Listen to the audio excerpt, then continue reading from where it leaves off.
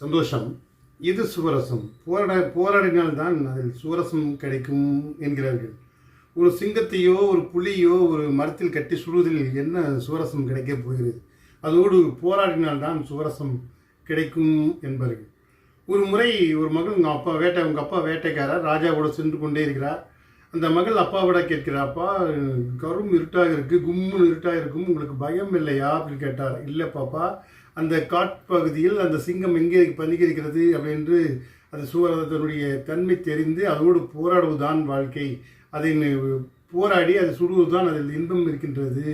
திடீரென அது உங்களை தாக்கிவிட்டால் நீங்கள் என்ன செய்வீர்கள் என்று சொன்னார். அதுக்கு தான் சொன்னார் நுணுக்கம். அதனுடைய நுணுக்கம் அறிந்து வேட்டையாட வேண்டும்.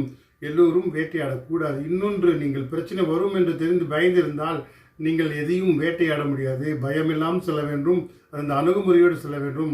அப்போதுதான் வாழ்க்கையில் ஜெயிக்க முடியும் என்றாராம்.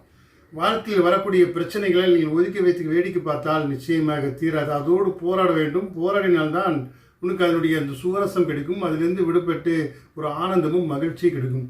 எப்பொழுதெல்லாம் பிரச்சனை வருகிறதோ எதிர்த்து போராட வேண்டும். போராடினால் மட்டும்தான் அதிலிருந்து வெளிவந்து நீங்கள் சுவரசம் வர முடியும். அது தனியாக நீங்கள் ஒதுக்கி வைத்து விட்டு வேடிக்கை பார்த்தால் அதில் எந்த ஒரு நன்மையோ அதிலிருந்து பிரதிபலனோ அடைய முடியாது என்று அந்த அப்பா மகளுக்கு சொன்னாராம்.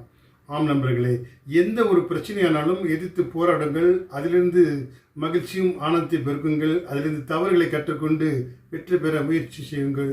சந்தோஷம். வாழ்க வளமுடன்.